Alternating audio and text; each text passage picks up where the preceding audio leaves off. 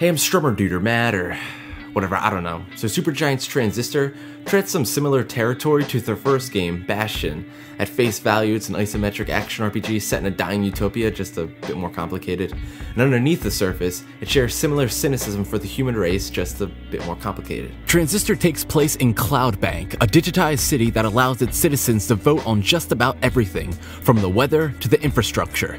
In addition, nothing in the story seems to indicate any ongoing wars or famine. From the outside, Cloudbank seems like a utopia, but still, the city's population appears dissatisfied. Early in the game, Red and her companion Breach find a voting station for that day's weather.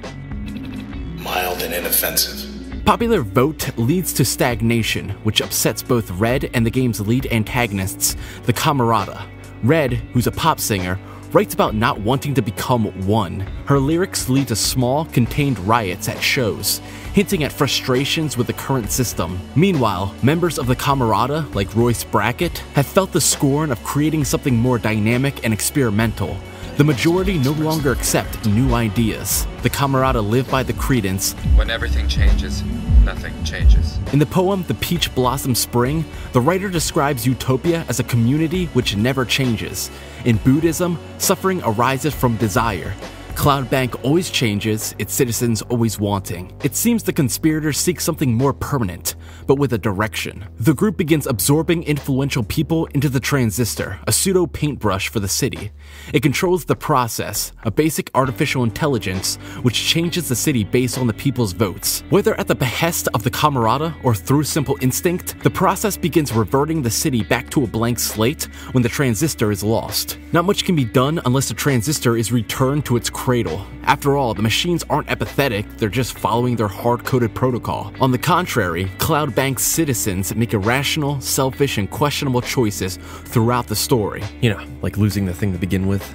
The core problem of the Camarada's plan is that they make a choice for their race without even knowing what exactly they want. Humanity is stupid. Once we get something we've wanted forever, we immediately want something else. In the film Artificial Intelligence, man wants to be God and bestow the ability to love into robots. But how can they create a being without even understanding their own purpose of existence? All they managed to do was infect the species with human consciousness, a needless, undying desire for something, I don't know. Royce Brackett wants to be that god, even if it's just a minion over the process. Something he intimately understands, unlike humanity.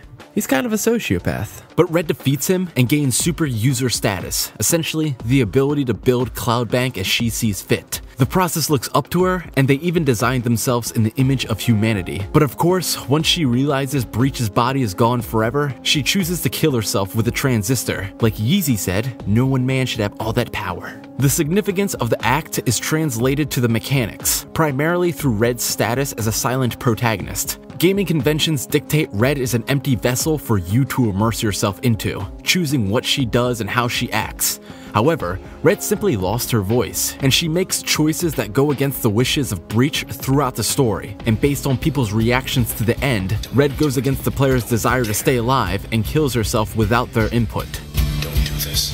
It's no coincidence the name Red signifies both love and anger. Nearly all of the choices revolve around these two emotions. Literally, the first image is a woman looking down at a man with a sword impaled in his chest. Take Sybil, she falls for Red and holds disdain for Breach, leading her to send the Camarada after Red, either to bring the singer into the Transistor or kill Breach.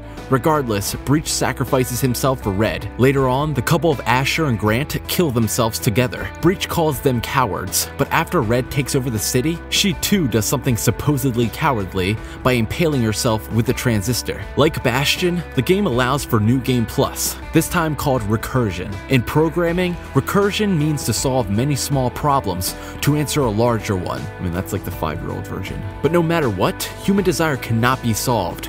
We're poisoned with consciousness, and to the process, simple machinery working in tandem to do a massive job, humanity is the virus. The game seems to say we will never achieve utopia because humans are inherently imperfect. Where there is peace, there is war. Humanity is a walking contradiction, but maybe that's alright. In the book The Giver, utopia is achieved by taking away human emotion and memories. The main character learns of pain and bliss and chooses to suffer as an individualistic human rather than waste away as a lifeless nothing in a so-called utopia. In other words, he doesn't want to become one. So too does Red choose to die and enter the Transistor rather than stagnate in Cloudbank as a so-called god.